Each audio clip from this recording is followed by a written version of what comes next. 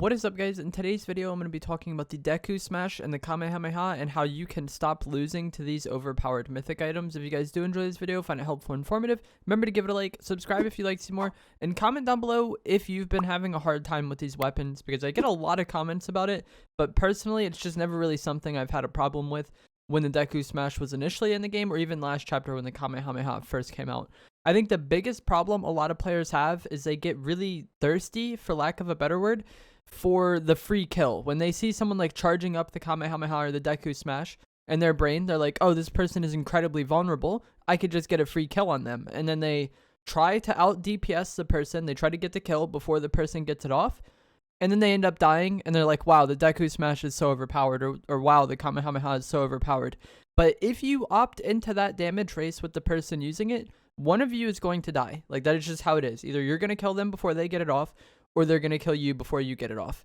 And I feel like a lot of players just wouldn't play this way when it comes down to other weapons, you know? Most people wouldn't just take a 50-50 AR fight where both you and your opponent just stand out in the open and just like shoot each other with ARs, and hopefully you get the kill before they kill you, you know?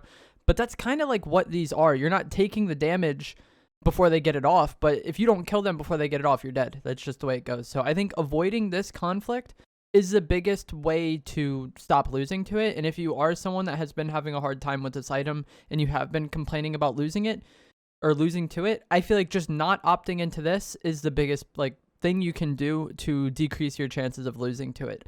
If you're someone who, you know, every time they try to do that, you end up getting the kill, that's great. But I'm talking specifically to the people struggling to deal with this item. You know, if you're struggling to deal with it and you're always opting into that fight, it's kind of on you at that point, you know?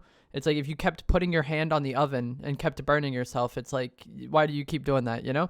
I think if you do have a decent amount of damage before the person goes into the animation, you'll usually be able to get the kill. And this will happen somewhat frequently where a player will kind of like run out into the open before they use it, or they'll be like kind of panicky before they use it, and maybe you get like 100 damage on them before they even get into the animation.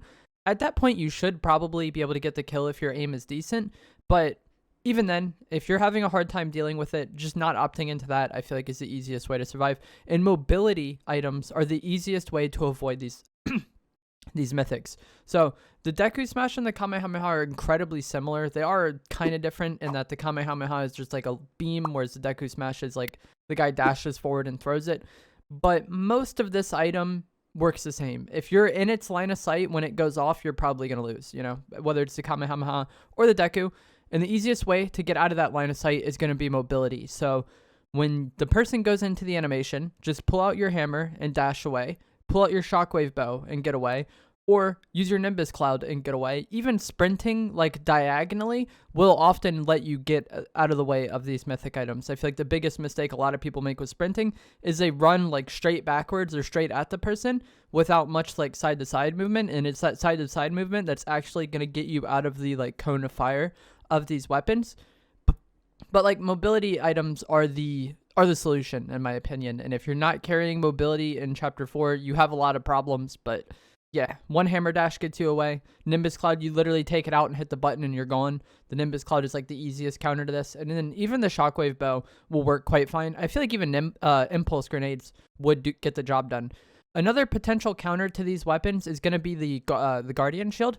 In this week's update, they made it to where the shield now blocks these mythics. But the thing is, I feel like the counter is already mobility, and I kind of want to carry mobility anyways. Like, I always want to carry mobility in Chapter 4. It's very hard to play the game without mobility right now because of how insane the mobility items we have are. The Shockwave Hammer, the Cloud, the Shockwave Bow are all incredibly good. So if you don't have one of those, everybody you fight is probably just going to be able to get away from you.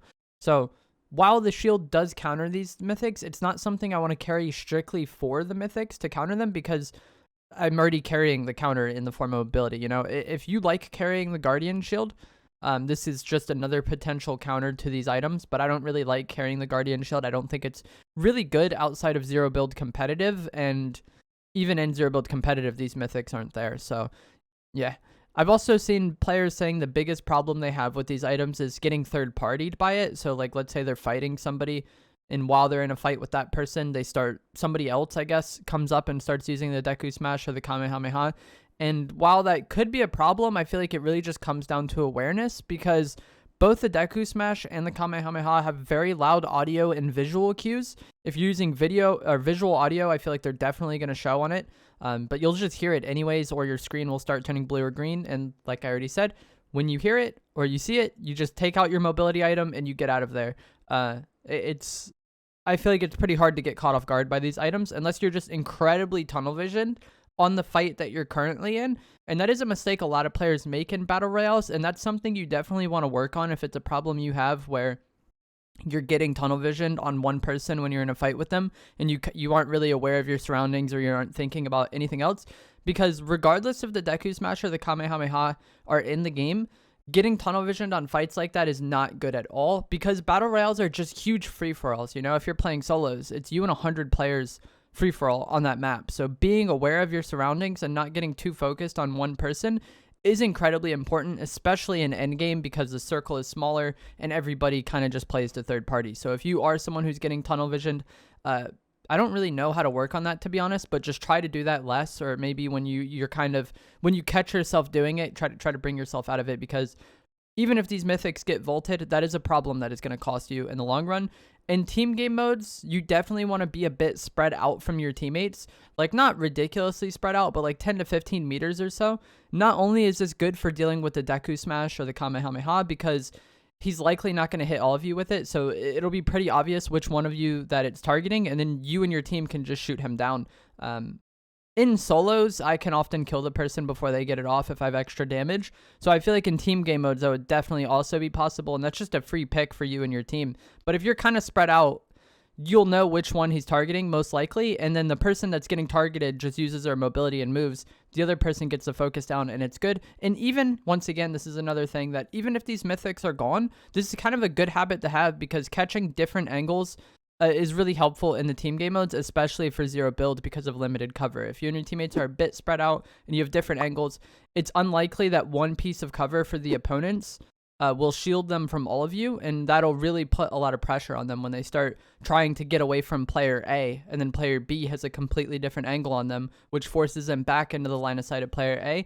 I made a video on team game modes in the past, and I feel like catching different angles or multiple angles is really nice, and having everybody kind of clumped up within like 3 meters of each other usually is not that good of a play, unless it's like super end game or like a very stacked like tournament game. That's obviously different, but for public matches, I feel like you want to do kind of spread out a decent amount, not so much that you can't help your teammates, but just enough that you have different angles on the opponents.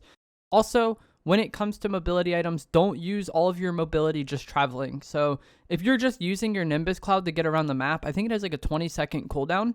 So you're not going to have it ready in a fight. And then the same thing is true with the hammer, you know? If you use 3 hammer dashes just getting out into the middle of a field, you don't have any more hammer dashes to potentially reposition in a fight or dodge the Kamehameha or Deku Smash.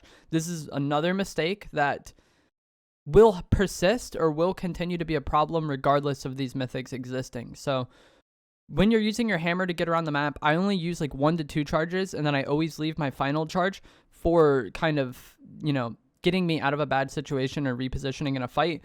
If you are actively in a fight or you're actively trying to get away from something, you might need to use all 3 of your charges. But basically, I'm saying don't use all of your mobility's charges when the pressure is on you. And that's one of the reasons why I think the hammer is better than the Nimbus Cloud, because the Nimbus only has 1 use and then a 20-second cooldown, where the hammer has 3 uses with 15-second cooldowns each.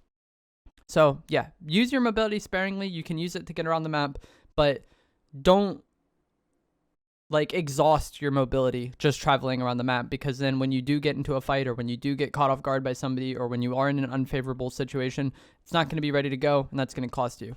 One final thing I want to talk about is players struggling to get mobility, because this is another thing. Whenever I've talked about this, players have been like, but what if I don't have mobility?